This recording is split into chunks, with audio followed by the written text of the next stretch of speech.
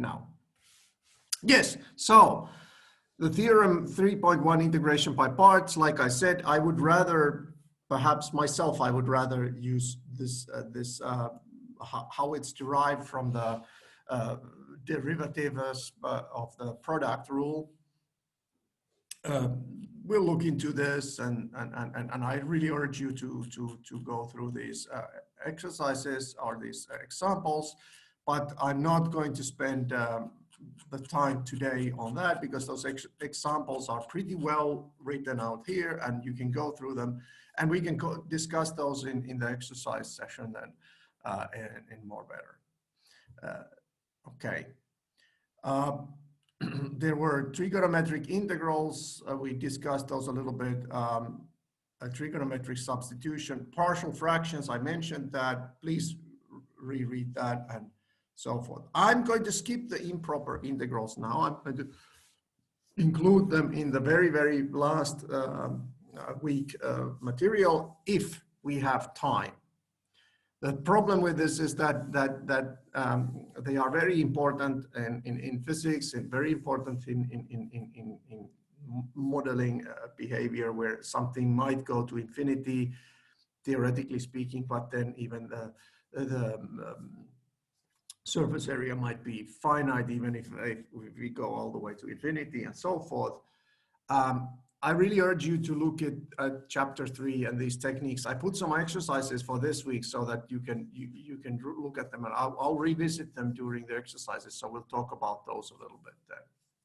So we'll go on to differential equations, because differential equations are really the tool by which we model a lot of these things that involve calculus. So we're not going to do calculus like differentiation and integration for the sake of just integration and differentiation. Usually what it comes down to is a model. So in mathematical modeling, it's usually such that we model some aspect of a behavior of a system. And we are looking for a trajectory over, for instance, time or space. By trajectory, we mean that we are looking at one thing, let's say speed or velocity, as a function of time, for example, or we are looking at electric field or magnetic field as a function of distance or position, you know, if it's a two-dimensional or even three-dimensional model. So we have a function of some variable. Very often, more often than not, it's time, but very often it's also space. Sometimes it's something else as well. And then we look at this function and we don't know what that function is. We don't know how to calculate the value at a given time, but we have what is called a model. And a model kind of ties together something regarding of when we move along this variable. Usually it's time. So as time progresses, how does the function progress? So here are we're going to look at some examples. And then this gives an equation when we have something like, we call this dynamics of a system. So dynamics meaning a system changes over time or space. So please, this is something that you might want to read and so forth. There are these equations very often, more often than not, they're just thrown at you, these differential equations. The easiest ones to solve are such that if we have a differential equation, it's an unknown function. We call it y here. So it's some function f of x. And then we have a equation where we have that involves one or more of the derivatives of this y. So for instance, we have something that ties the y's value together with the y's derivative, meaning that how the function changes is affected by what the value of the function is. Well, very simple example of this case, which we will encounter shortly, is like, let's say that you have a string, a spring, you know, and you have something like a weight suspended on that spring. So let's say that it's in an equilibrium, so it's not moving. So gravity is pulling it down, but the spring is pulling it up. Now, if we perturb this spring a little bit, I'm actually have to have one.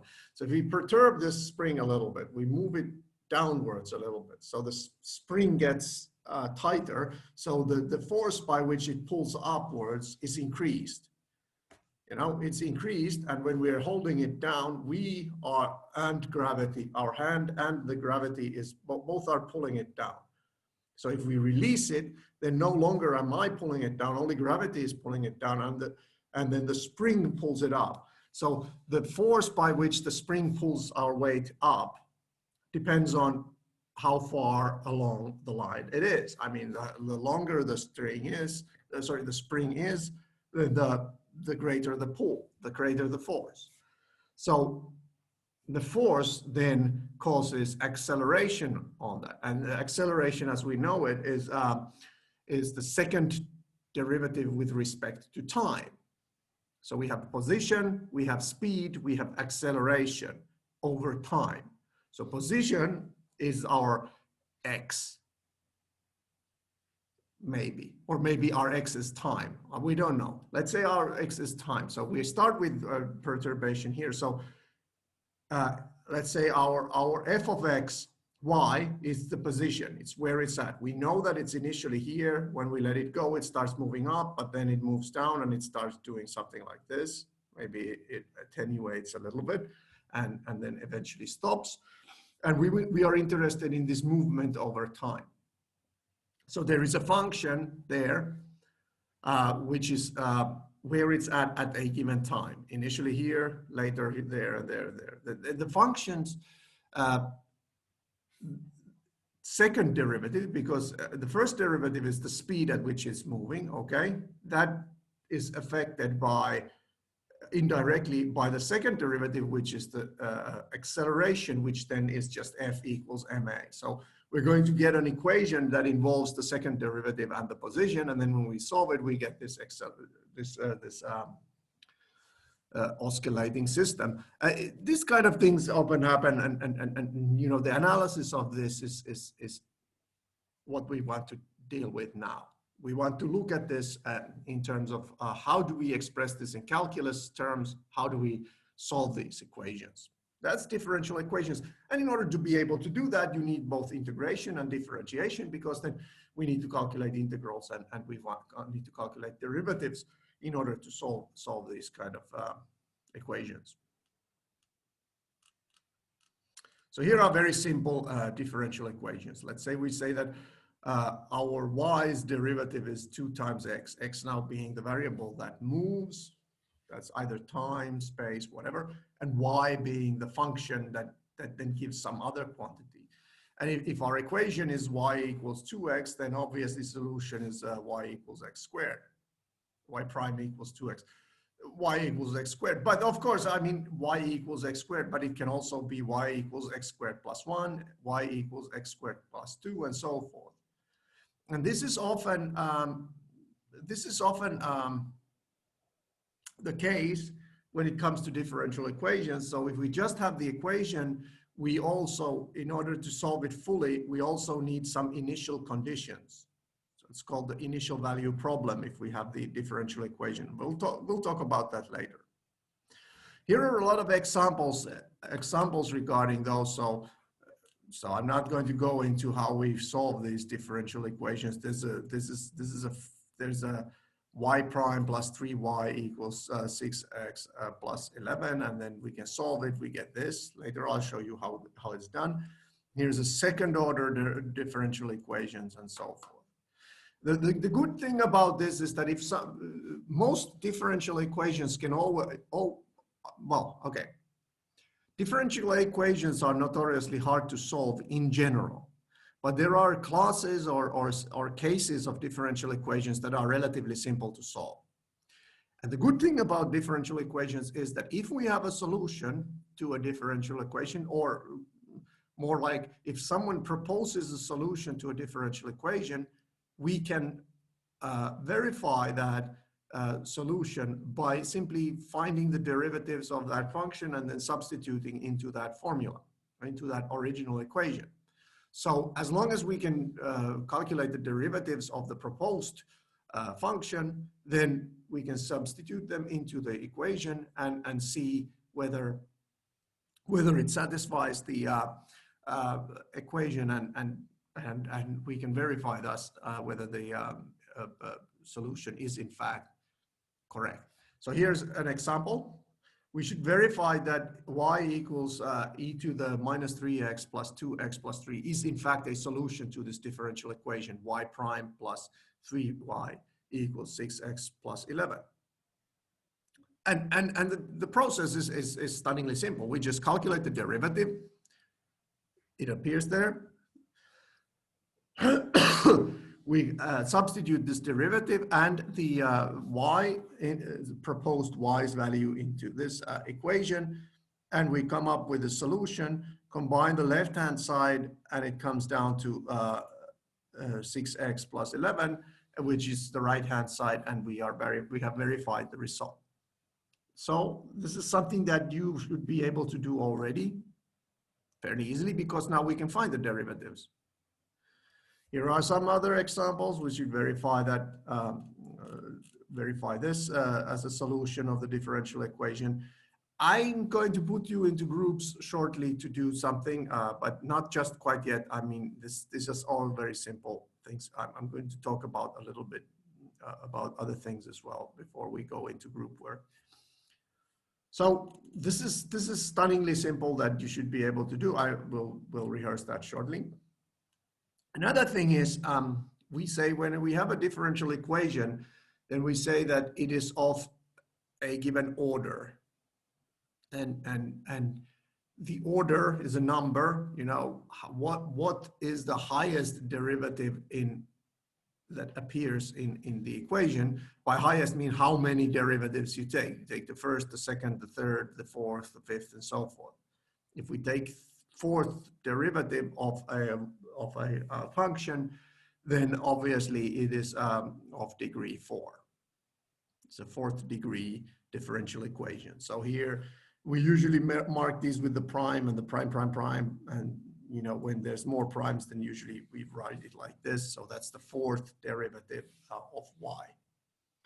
You could write like d to the 4 over dy to the 4, but very often we just use this, over dx to the 4, but we usually write it like this. A convention here is often that x is the unknown and y is, well, x is the variable and y is the unknown function. So now we are looking for a given function of x instead of a variable value for x. So here's an example. What is the order of the following differential equation? If we look at it closely, these are x's, so that doesn't involve that y. Here's the 5th derivative of y, and here's the 1st derivative. So this is the 5th, this is order 5, so or 5th degree.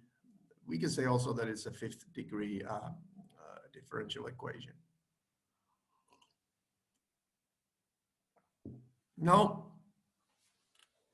more often than not, when we have a differential equation and we come up with a solution to that differential equation, it's not unique as such. For instance, here's an example, y prime equals 2x. Well, it has an infinite number of solutions, x to the 2 plus c, where c can be any real valued constant. All of their derivatives are 2x. So we have this family of different curves you can see here.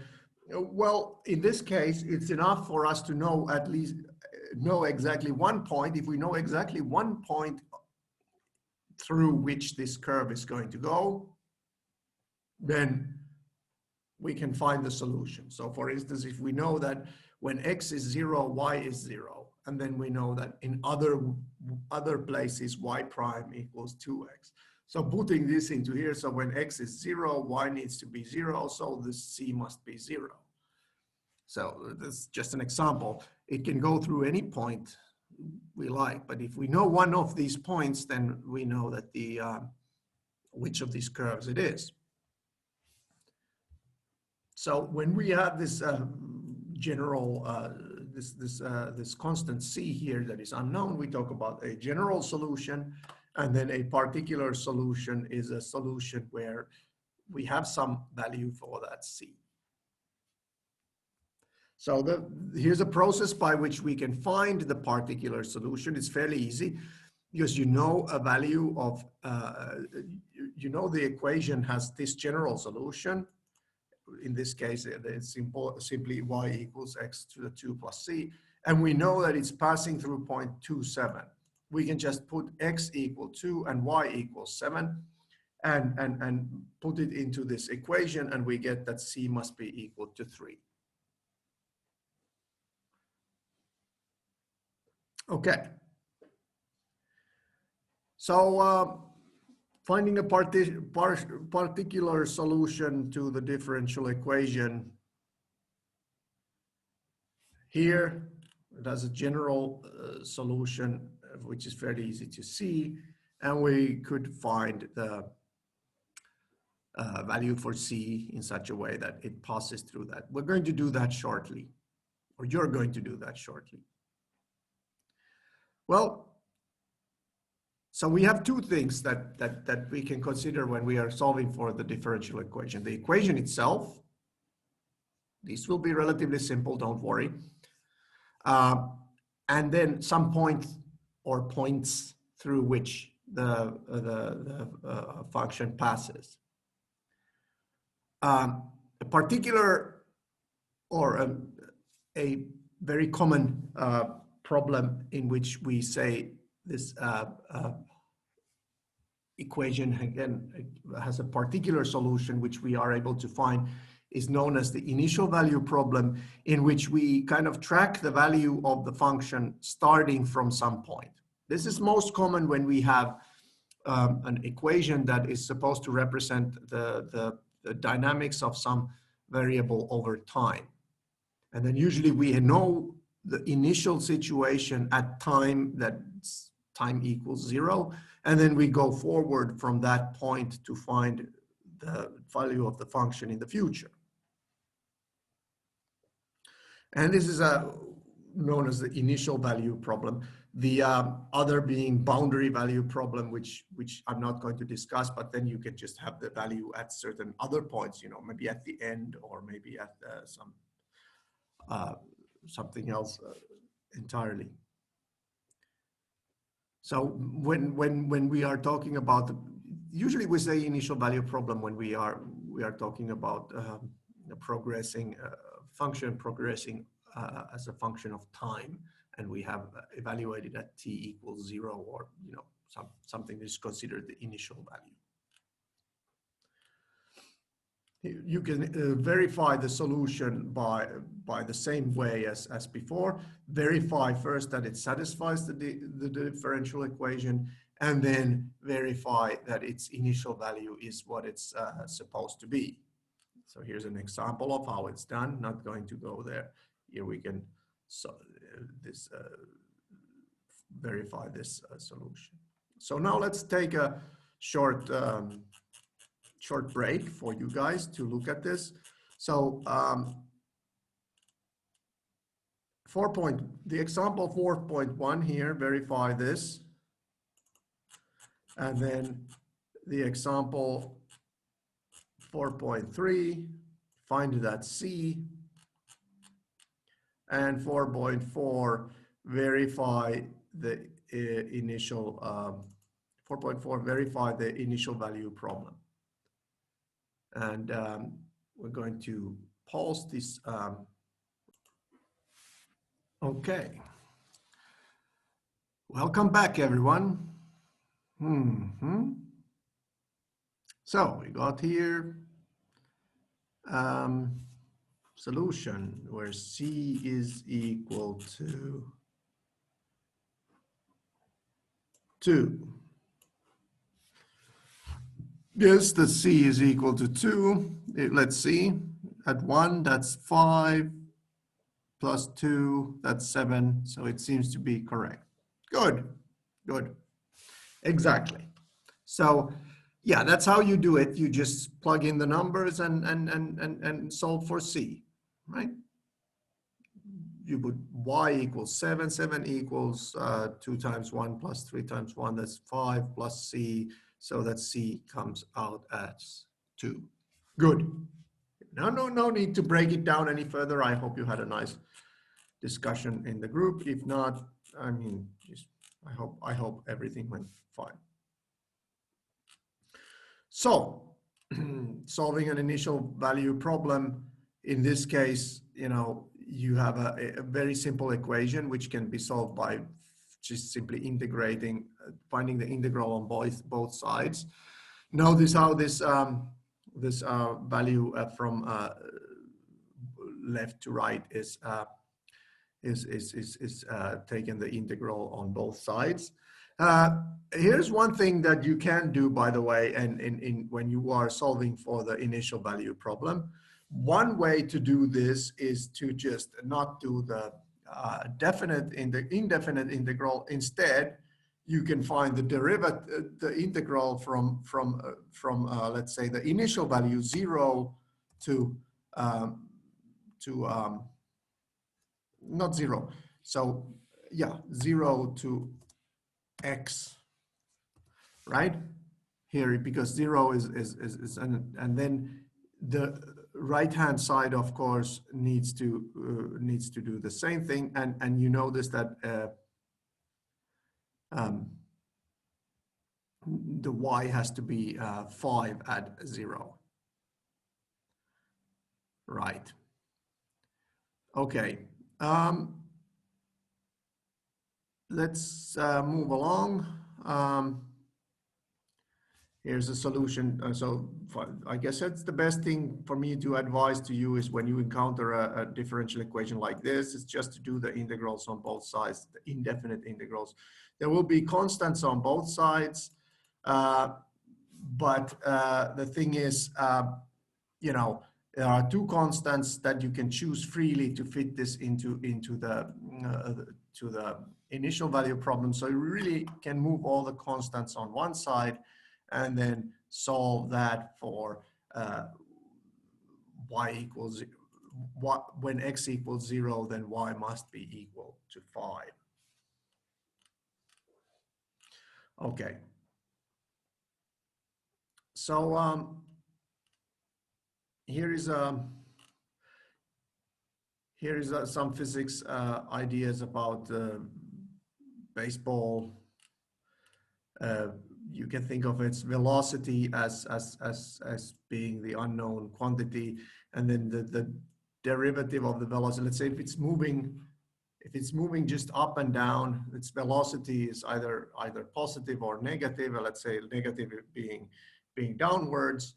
Then you know you can say that the velocity's derivative is minus g, where g is the gravitational acceleration. Here's an example of that. You can calculate this by using use of integrals and finding velocities thereof. Not going to do this in any great detail. Just you can browse through this. These are relatively simple. The thing about the height is, though, that the height in this case is based on the velocity. The change in the height is the velocity then, right? So if we have s as the position, then v, the velocity, is s prime. And we could do this. This is often the case that happens. We get it in two parts. We can formulate some equation in two parts. We solve for the first the velocity and then the position, both being differential equations, of course, in their own right. So you can go through those examples. All right. So here, this was gently what these differential equations look like. I'm going to skip this direction field thing. I'm just going to mention it. It is possible that we have some kind of we can express a direction field, meaning the idea is that there is some y prime, the derivative of y is dependent on the coordinate, both coordinates x and y. And then if you start drawing a curve from a given point, then that curve follows the differential equation set by y prime equal the f of x and y. And then, you know, the curve is determined by the place where you put it. I mean, this can be something like a gravitational field. You know, you can have a two-dimensional model of a gravitational pull of an object, and you put an object in there, and then that gives the change in the velocity of that. And it can be these kind of things occur when we are modeling things such as electric fields. You have charged particles, you have electric fields, and then the electromagnetic forces form these this is called field equations. This is very important stuff that is, but I'm not going to go through here in great detail. Just look at these examples a little bit. So this is called the vector, well, not a vector field, this is a direction field, but you know, more often than not, this y prime is not just y prime, it's more like a direction vector. So I'm not very much a big fan of this, but you know, you can still have this slope, we call it the slope field, because here y is really just, x is supposed to be the,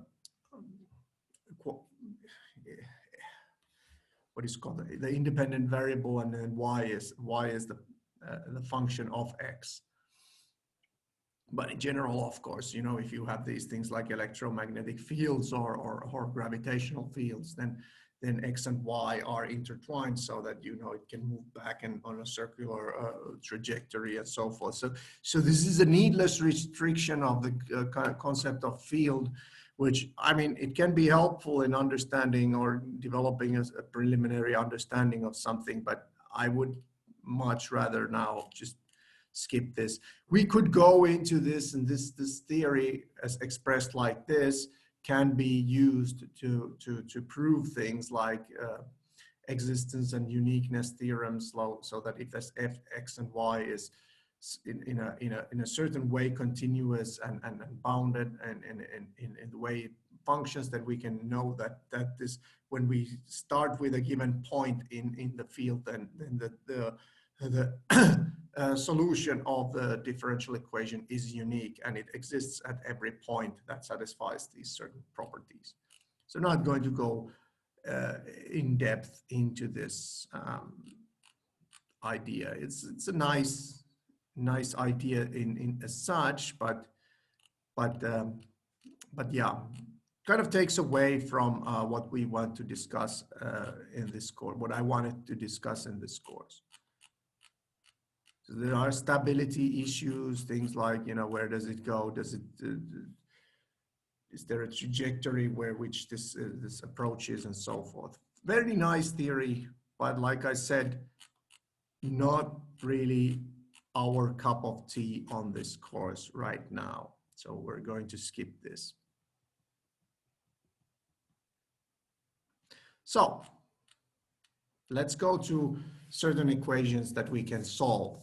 Like I said, it's you remember, I don't know how old you people are, but in the 90s, you know, like a little bit over 20 years ago, it stopped somewhere at around 20 years ago. It's still being done in some TV shows, like I think Saturday Night Live and those kind of things, where you have this people making jokes, and then, you know, when you're watching it on TV, then you hear on the background, you hear people laughing.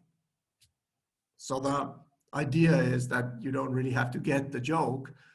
The show tells you where to laugh, right? So this is called canned laughter. So, you know, The simplest differential equations we have, their solutions are tantamount to canned laughter, because you just if I give you something like y prime of x is equal to 3x squared, then you just take the integral from both sides and you get that y of x is equal to x to the 3 plus c. So this is, it's just, just drop in the canned laughter and the joke's all gone. But more often when you model something with differential equations, it's not straightforward how to solve it. And the simplest, well, not the simplest ones are these, in which everything is on the left, that there's just the derivative on the left, and then on the right there is just stuff that depends on x, and then just integrate both sides, then you're done. So a situation where we can do something akin to this, not just this very simple case, but something that is a bit more general, but still comes down to finding the integrals on both sides, is when we have what is called a separable differential equation. And in a separable differential equation, we can separate stuff so that the derivatives are on one side, and on the other hand side, we have just something depending on x, and then something depending on y, and it's all separable in the sense that we can just now, what we can do now is we can just divide everything by g of y, and we get only stuff on the right hand side. There will be only stuff that depends on x, and on the left hand side there will be only stuff that depends on y and y prime. Of course, it doesn't mean that we have solved it, but then if we are in a situation that is lucky like this, where we can separate y's and x's on the opposite sides, then we will have the opportunity to solve this in certain situations, in certain ways. So if it's written like this, then we say that it's separable. And separable differential equations, here are examples. Y prime equals x squared minus 4 times 3y plus 2. So we notice that this depends on y, not x. This depends on x, not y, and it's a product of these two. Here, there's nothing here that depends on y. So, but we can think of the trivial constant function, 1, for instance, that depends on y, but doesn't really. And we can think of that g of y as just a constant function. Here, f of x is just a constant because there are only two this secant of y plus tangent of y, and there's no x here, so we can think of this f of x as being constant. This is trickier. This separability of the last one. It's not immediately obvious because there's something depending on x, something depending on y, and then we are actually adding them together. But if we regroup this in a suitable way, we can find that you can take x plus 3 as a coefficient, and then it becomes x plus 3 times y minus 2. These are not always easy to see.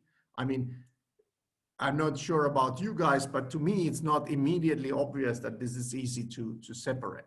But it is. We can separate it into this, and very often, if we can do this, then we can get a decent result here.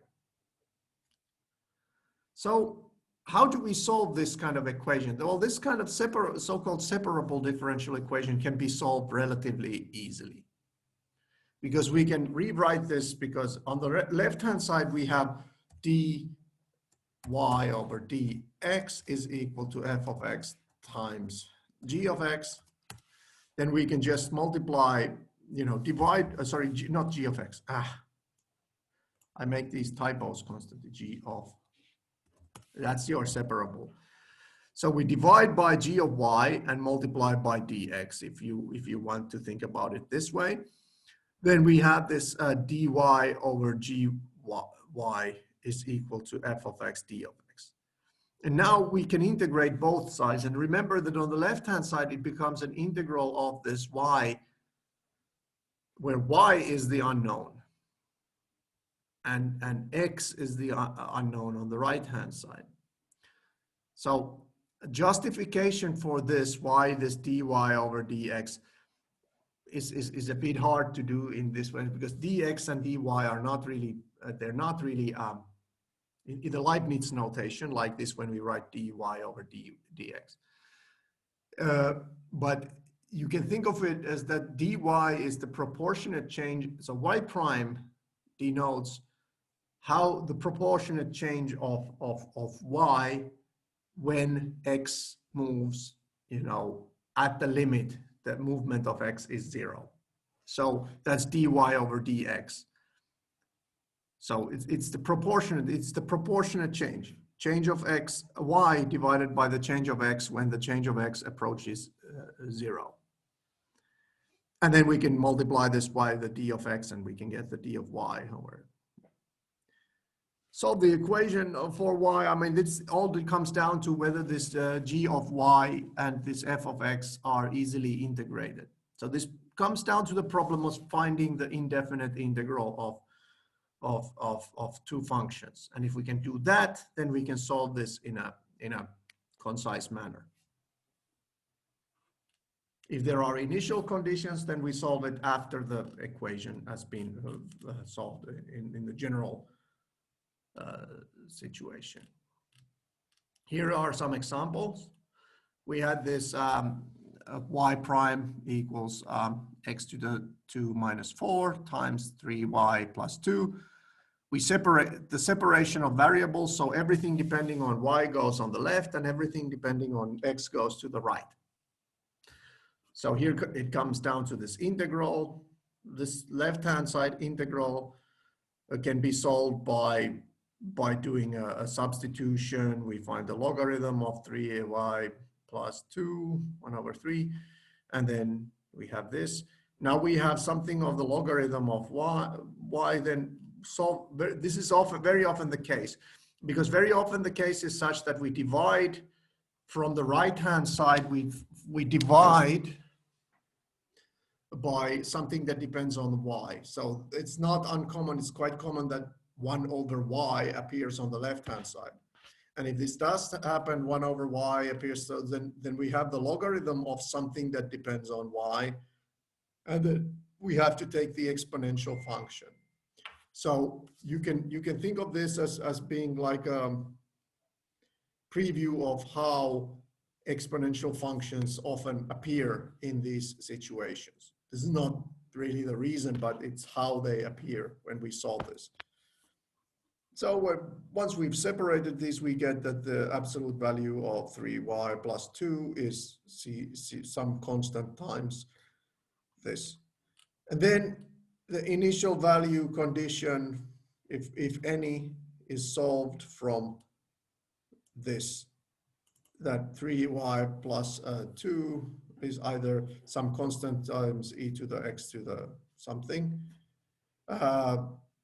or 3y is the negative of that. So we get it by solving y in the form, so we get plus or minus. This is often also the case because when you have 1 over x, you take the indefinite integral of that, then you get the logarithm of the absolute value of y. Sorry, 1 over y. The logarithm of the absolute value of y. So then when you solve it back, remember that when you had the absolute value there, you have to denote that it's either the negative or the positive of that. And then the constant here is imposed either, I mean, you can actually, you notice that, okay, the constant here can be positive or negative. So in this case, the plus minus is not even needed. It's not needed because, this constant can be positive or negative. So the plus minus is not needed in this case. But when you are solving it, make sure that you don't dispense with it until at the very last moment when you notice that, okay, Here's a constant. I'm not going to need this constant. The constant can be anything. There's a plus minus multiplier here, but you know, because this constant is a constant that can be chosen as the negative or positive number, then out with it. So here's another example in which you do very similar things. You do the integrals and so forth. You solve stuff for the y. It's a little bit more complicated. This is about as complicated as they get. When I put some exercises next week, this week I didn't, but next week's exercises will contain. So I'm going to try to make sure that they're not, the solutions are not, at least, you know, this is the upper limit of how complicated they get when we talk about separable equation, because it's no point in us spending an inordinate amount of time trying to solve these equations. Here's a word of warning, however. If you use Wolfram Alpha, there are the tools that may not suffer from this this affliction, but if you use Wolfram Alpha, then some separable equations it solves wrong. And the reason is that if there's a square root of y appearing somewhere and you solve the differential equation, then it kind of doesn't take into consideration the fact that the y has to be positive if you take the square root of it. Instead, it takes the square of all the stuff and then it just takes plus or minus, and then it can give the wrong answer. This, at least a couple of years ago when I was teaching this, I noticed that students were submitting wrongful answers to a relatively simple differential equation, which involved something like, I don't remember exactly, I have it somewhere, but I don't remember exactly. There was something like square root of y is equal to y prime times some f of x, something like this. And then when you solve this, it had, I don't remember exactly how it was, but it was something like this. And then, you know, it turned out that it was unable to cope with the fact that the square root in that only positive values of y are allowed. So, but it gave some negative numbers as well, which it cannot be. I mean, obviously, if you're talking about the real answers, the real valued answers. But here's an example of the initial value condition, very complicated in this case, but you can still solve it. Not going to go into this in depth into this. These differential equations can have solutions that look weird and amazing. I mean, with exponential functions, and especially with rational exponential functions, so there's an exponential function divided by exponential function, you get all sorts of these nicely looking. I mean, pays to draw the graphs if you have a software at your disposal whereby it's easy to draw graphs of your answers, then by all means do that and check them out. It's actually can be somewhat informative. So separation, we're going to be doing this quite a bit. There's going to be at least a couple of 3-point exercises so ABC exercises in next week's exercise about separation of variables. Here was an example of a model.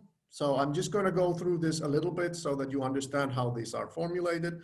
So here's a salt tank or a tank containing brine, meaning a solution of water and salt. So there is a certain amount of concentrate, certain concentration liquid going into the tank. There's a certain amount of liquid going out, and you know, you want to discover the rate of the amount of salt in that, or the concentration of salt in that tank as a function of time. So it contains 100 liters of solution that has 4 kilograms of salt dissolved in it at t equals 0. So we know that that's 4 kilograms in 100 liters at t equals 0. Then we start flowing stuff into the tank, which has a different amount of salt. It contains a 0.5 kilogram of salt per liter. And then we start letting out the existing solution in the tank. And what is flowing out at all times, there's nothing is said about the about this assumption. Well, it's not mentioned here very well, but it's this combined solution. So we assume that at all times this is a perfect mixture. So when the incoming goes, it immediately is perfectly mixed within the outgoing, and the outgoing goes at exactly the same rate. So what happens is that whatever the rate of the concentration of salt at a given time is, the outgoing water or the outgoing solution has that concentration, but the incoming water has a different concentration. So the incoming water replaces some of the outgoing. So this obviously, let's make some sanity checks here, if you're following my lead. So what is the concentration of salt when we begin? So it's 4 kilograms per 100 liters. So how many, let's say in terms of kilograms per liter, so we have 0.04 kg per liter. So I'm going to just say the concentration Y at 0 is equal to 0.04. So I'm going to leave out the units. So that's 0.04 kilograms per liter, right? Now, the incoming salt. So I don't know what that is, but I'll write that incoming is 2 liters per minute of 0.5, right? So, and the outgoing, that's also 2 liters per minute of, well, that's Y at T, right? So if Y is the concentration, then we are losing this water at Y equal T, at Y of T rate, where Y is the current concentration, and incoming is coming at 0.5 concentration. So this is a classic differential equation kind of a situation where we can solve the trajectory over time of how does the salt content of the water change. So here is the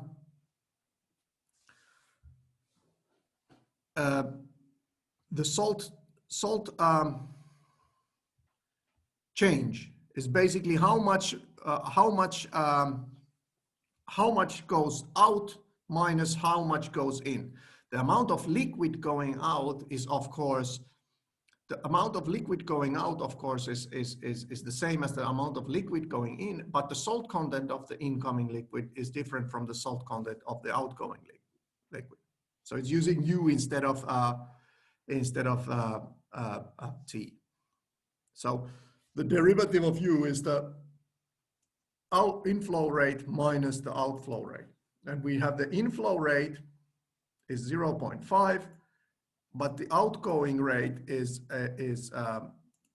well, it's basically the current salt content. It's using it's using UT over 50. So this is kilograms per minute.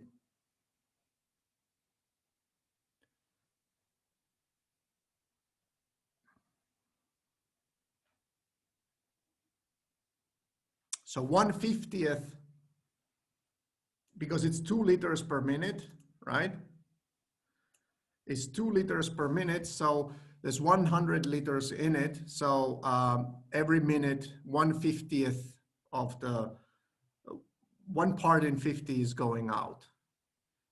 And every 2 liters contains so 1 liter contains 0.1. So there's 1 kilogram of salt coming in per minute. So the rate of change is 1 kilogram per minute minus whatever the salt content is now per 50. So we're getting some in and we're losing some. So multiply this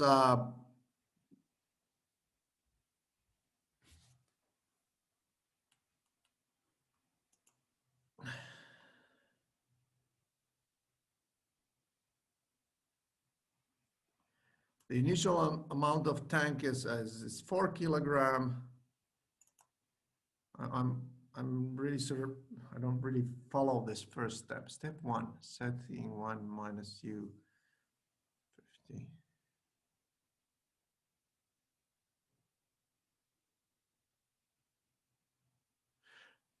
Yeah.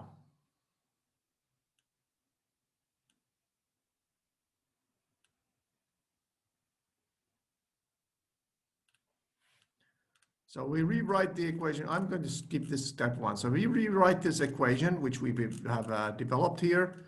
So this is inflow rate, that's kilograms per minute. So from what I wrote, incoming 0.5 in 2 liters per minute, that becomes 1 kilogram per minute. And then 2 liters per minute going out, we have 100 kilograms. So that's 1/50th of the total kilogram total salt content going out. Okay, so this is our differential equation. And now we rewrite this, it's multiplied by 50, so because 50 minus U over 50. And then it's divided by 50 minus U. So we do the separation here. So we find the derivative, the integral of this, we get minus the logarithm of this is T over 50. And it becomes 50, we solve it. So UT becomes 50 minus some C1 e to the T over minus T over 50. Then we punch in the numbers to solve for the initial value condition. U at 0 should be equal to 4, because that's the amount of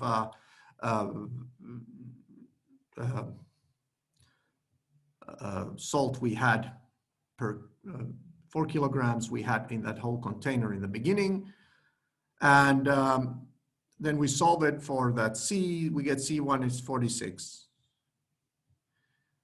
And we notice that as time progresses, eventually this will contain 50 kilograms of salt. Well, it will approach 50 kilograms of salt because this 46 minus 46 to the e to the minus t over 50. When t goes to infinity, this goes towards 0.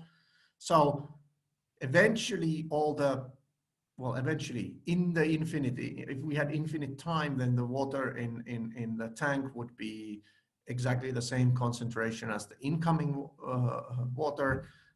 It begins with a far lower concentration, and it just approaches the incoming concentration according to this equation.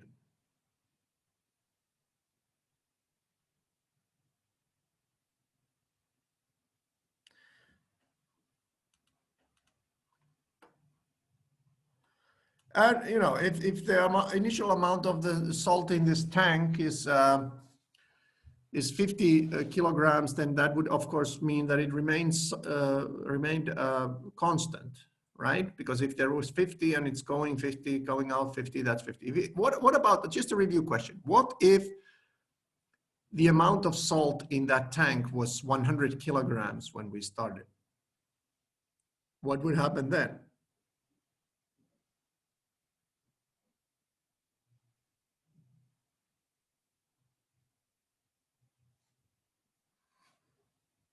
Anyone? Well, obviously, it would still apply. It would just be that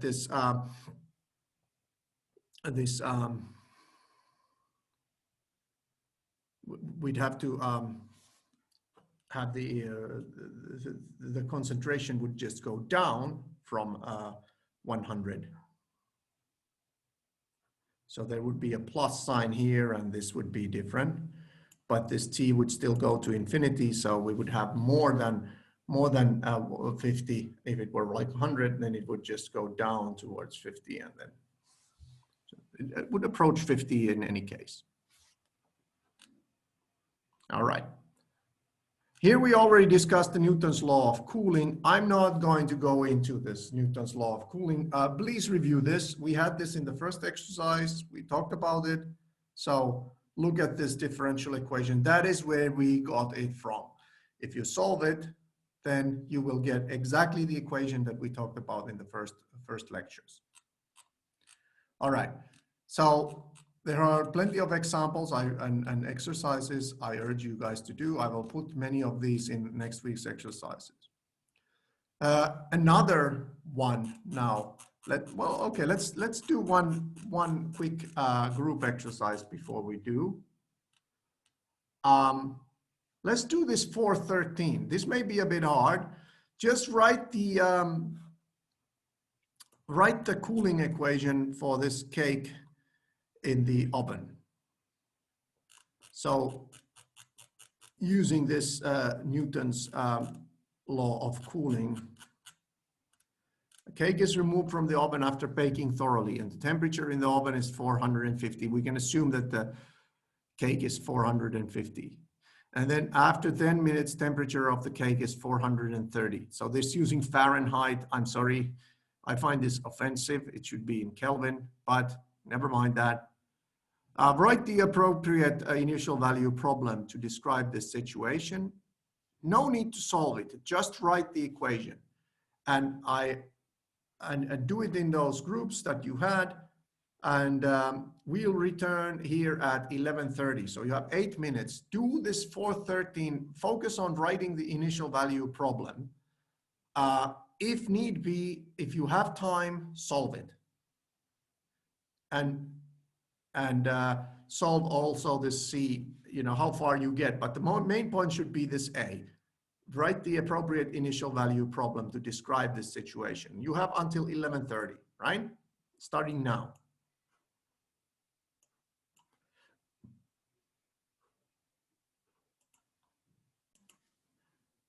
Okay, now just one answer will be fine. An initial value problem, what kind of equation did you come up with here? Were you able to do that? Oh. No, I shouldn't be. Is it still mute? Is it working now? Yes, we can hear you. You can hear. Okay, someone said I'm muted, so yeah, maybe it was just a glitch there then. Okay, good. Okay, so the appropriate initial value problem to describe this situation. Fairly simple. Yeah, that's okay. So fairly simple. We have this equation, the same equation, the temperature. T equals T0. Well, we got that at 450, and TS is the ambient temperature in this case. In which case it was given at 70 degrees, and then you have that dt over t is some k times this. We don't know what it is. We are given this initial value problem. We know that the initial temperature is 450, and we know that the t at time equal 10 minutes is 430. So these give us enough points to determine both the k and the temperature. So the whole t comes. You don't have to give the solution here, but I hope you were able to formulate at least the equation and maybe make some progress on it. This would be a good exercise for the weekly exercises maybe to do, but we have so many other possibles that I just urge you guys to look into this by yourselves. Okay, here are a lot of exercises. Like I said, we're going to have many of these done. I mean, this is surprisingly, you don't have to solve most of these, but there's a surprisingly many of these equations or these problems are such that you can come up with a separable differential equation from a model relatively simple like this. Okay, so next one here was what is called the logistics model, logistic equation. So I'm not going to use this in a very heavy-handed manner because this is very, very simple. The idea here is that there is some capacity, and then there is some rate, and then there's a rate of change, so to speak, that depends on the actual value, and then there is an offsetting factor that causes the equation to be balanced. And this is a little bit weird. I'm not sure what the hell is this. Seems to be a weird. Seems to be a rather weird kind of writing here. Let me just. So here's the differential equation in itself. I don't know what this is supposed to mean.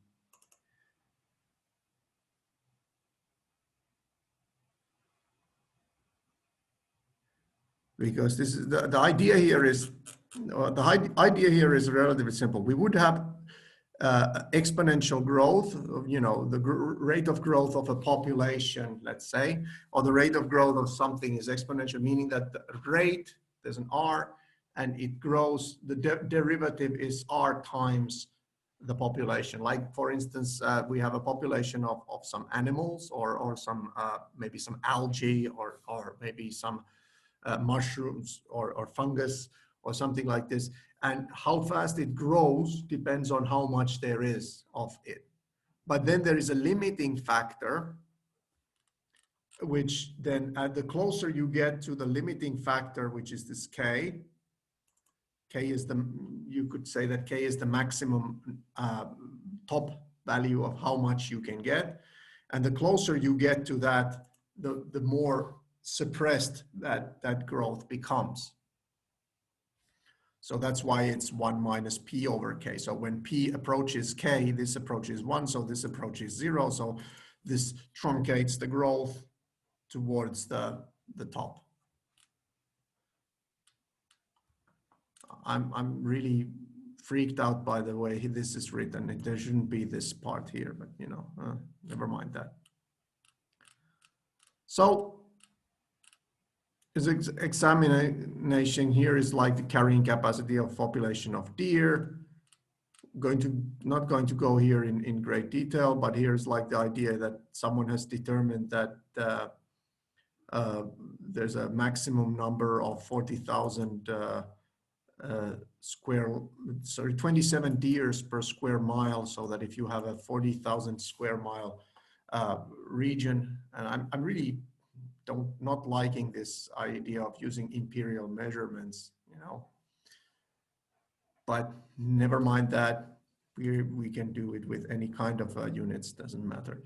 So we can formulate the equation here. So there's a growth rate, you know, deers reproduce at the rate of 0.2311, and then we know that there's an initial population of 900,000, and then we can come up with a logistics equation, solve it, and we come up with a solution that it looks like this, the population, and we get this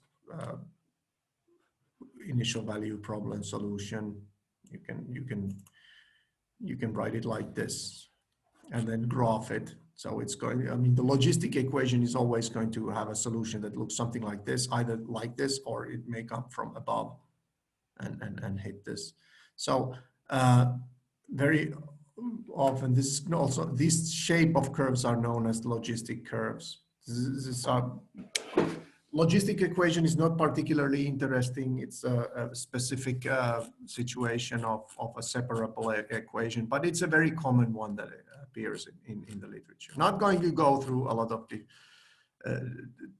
of examples here. Just you can look through them and look at them and how they work. So not going to spend time on that. So more often than not in physics, control theory, electronics,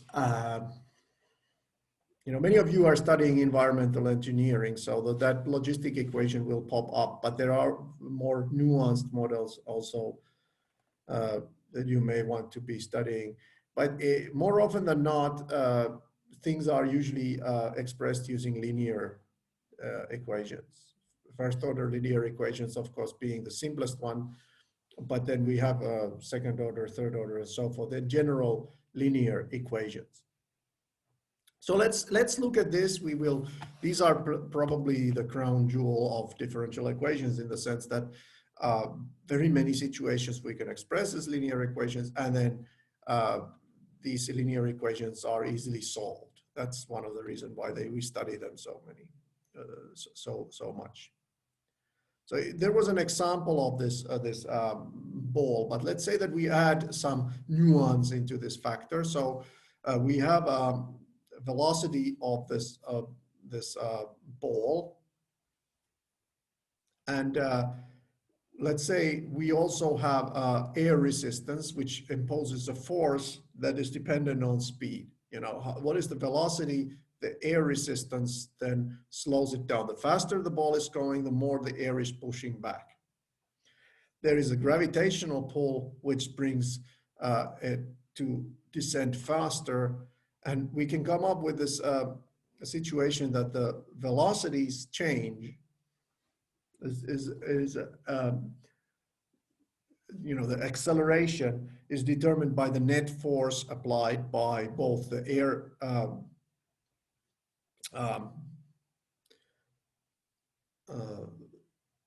air resistance and the gravity. So when you drop a ball from a height, it will quickly accelerate downwards, but eventually, because there is air resistance, eventually it will no longer go faster, because the air resistance causes a force that is equal to the gravitational pull. And then while this force of air resistance is smaller than the gravitational pull, then there is going to be a net change or acceleration of your ball. Here's an example. So the MA, A being the acceleration, F equals MA, right? So in the left we have M times A, which is the expressed now as a derivative, because acceleration is the derivative of velocity. And on the right hand side we have the K times V, which is the air resistance that is dependent on velocity, and then we have mg, which is the gravitational pull. And then we can solve this later on. We'll see how it goes. We have the initial value problem when we have the initial speed going somewhere. It doesn't actually even matter where we are going. The forces are affecting up and one is affecting down. Well, the kV is always affecting on the direction of the velocity. So if you're going up, then the air forces, air resistance force is pushing down, and if you're going down, the air resistance is pressing up. In general, a first order linear equation is such that we have something times y prime plus something times y, which is equal to c of x. And this a of x and b of x can and usually are functions of the unknown variable. but they do not depend on y. That's what makes it linear. Very common situation is one where we express this a of x and b of x as constant functions, and then only the c of x is not a constant function. Then we are talking about a constant coefficient linear equation. We'll talk about the general one. Most of the stuff that we do will be constant coefficients, but we will look at these general linear equations as well. Notice that it's not going to be linear if there's any interaction of these y primes and whatever. It's not going to be linear. These are examples of non-linear differential equations because the y it has not been transformed into this format where there's only something times y prime plus something times y, and y prime do not appear anywhere else. In general, we would assume that this a of x is not equal to 0. Why?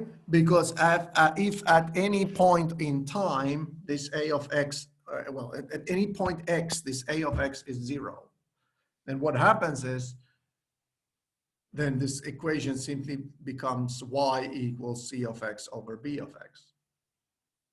Because if this a of x is 0, then at that point, the derivative is 0. Right? And that can lead into problems because if a of x is 0, then it may lead into solutions that are impossible in some sense. So we're going to assume that this a of x is not equal to 0. So we are only interested in this in a region of x, so maybe an interval of x, or maybe some set of real numbers containing x's such that a of x is not equal to 0. So we can bring it into this format: y prime plus bx of y is equal to q of x. So this is what is the standard format here.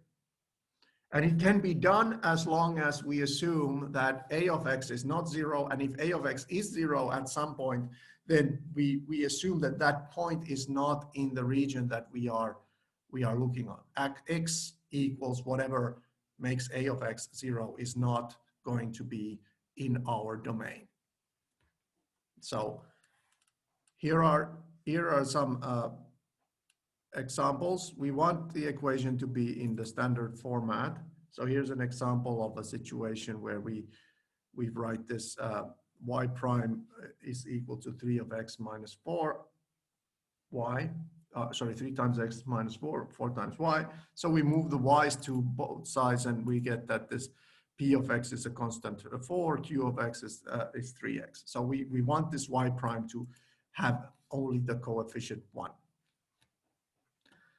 In B, it requires a little bit more complicated computation, but we can get it into the standard format. And now notice that we are now excluding x equals 0 from all these situations.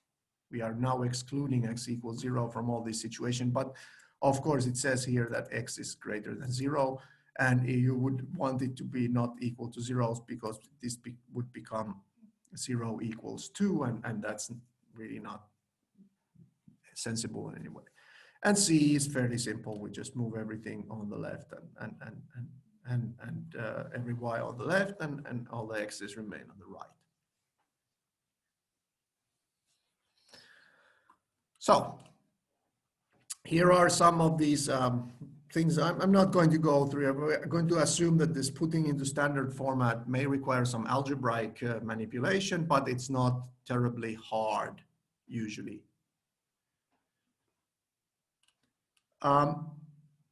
Here's the thing which is done, and I'm going to talk about this more on Friday, but the idea of integrating factors. Again, I don't necessarily not like it, but I don't necessarily dislike it, but I also don't necessarily like it.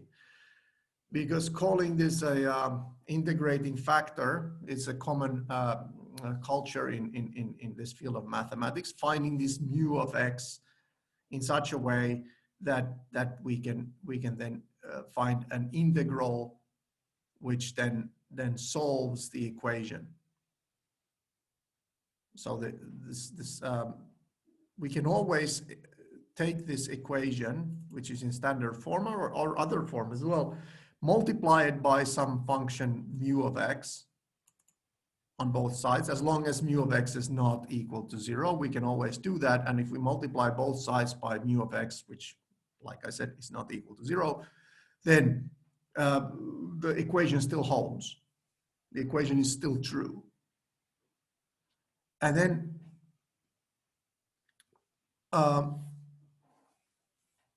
we see that the left-hand side of this equation has this y prime and y, and we can think of it as being a product of the product rule, where y prime is equal to mu of x times p of x. Then we get this into this product rule, right? So this y prime here can be thought of as, let's say, this f prime of x, and this mu of x is this g of x, but then in here this is the g prime of x. So we solve the easier to solve differential equation y mu prime of x is equal to mu prime times p of x. This is separable, in which case we can solve this, and we can solve this mu of x is equal to some constant times e to the power of integral of p of x. This is called the integrating factor, because now when we do this and multiply by this on both sides, then what we get here is basically on the left-hand side, there is the derivative of mu of x times y, and on the right-hand side, there is mu of x times q of x. And then we can just find the integral there, but luckily, as luck would have it, we know that this integral here on the left-hand side is simply an integral of a derivative, which leaves on the left-hand side this mu of x times y, and the right-hand side is the only thing we need to integrate. So this becomes a solution of the y, right? So we now have proven that we can solve this equation by using this integrating factor, and simply all of it is simply just putting it into the equation. Now this is an algebraic trick here, and it works, and I have nothing against learning this trick, this problem solving strategy. Just I find that this is, like I say about differential equations, one of the problems is that when you solve them by hand, it's more often than not, it's a lot of tricks that don't really contribute to the idea of understanding what those equations, how they work, and so forth. So for instance, if you look at this, something arbitrary like some constant times e to the power of integral of p of x dx, I can provide you with some level of understanding of how to interpret this mu of x, why it's so. But I don't think that it's going to take a long time. We'd have to look at some examples. And also, you know, you'd have to then go through this example still, and there's a lot of work there to be done. So I'm kind of guessing that maybe it's best you just just maybe, unless you are interested in this more, just memorize or try to remember how this is done, how you can come up with this mu of x. The trick here, to understand is to get this on the left-hand side here and realize that you can transform the solution, that when this holds, you can transform this into a differential equation where you can get this integrating factor mu of x, or you know, you can just memorize how it's been defined, this integrating factor e to the power of the integral of p of x. So this gives us solutions to first order linear equations that are in standard form. We can always solve them. That's now the formula for solving them. There's examples here. We're going to go to check these first order linear initial value problems and so forth. And some examples. Here was the ball with the air resistance. Not going to go there now because but I hope you will read that. So, and electrical circuits. I would love to go through this electrical circuit example on Friday. So I think we can stop here. So please read this ball example and all this. I'll cover this electric circuit example on Friday. The first thing we continue from here. And for further, what we will discuss further on Friday, just show you here. So first order linear equations, we will finish with that. I'm going to not talk about anything more complicated than these. Once we're done with those examples, I go a quick recap of what we've covered, and I'll try to move to sequences and series. The reason why we move to sequences and series is that we're going to be needing them in order to prove some more advanced topics. So if you look at this from the point of view of what's going to be in the exam and what is the major part of this course, so it should come together at Friday's lecture when we're finished with the differential equations. So by that time, the calculations that we need to be able to do involve certain integrals, certain derivatives, and then as an application, the differential equations. Simple ones, only the separables and the first order linear equations. So we'll formulate those, we'll discuss those a little bit. But then as an advanced topic or the more in-depth topic, we will go to the sequences and series. I'm going to talk about a little bit of those sequences and series because then we will be gathering certain tools for real analysis. And I'm going to talk about some things that have been just thrown and not being proved, like the mean value theorems and so forth. It requires us to discuss a little bit about of the topology of the real numbers, meaning that we have these certain sequences and their and series and their convergence. For instance, why do we assume that the square root of 2 is in fact a real number? So we talk about those. We talk about limits in general. We talk about limits of series. That's an important topic there. But I hope by Friday we can move on to that. And next week exercises, the 6th week exercises will contain mostly these linear equations and some of those issues. And then the last exercises, the week 7 exercises, will contain these sequences and series. And the idea is that the exam will have only a miniature role for the series and sequences. It's mostly more about the integrals and differential equations and derivatives then. All right. I'm going to stop the recording now and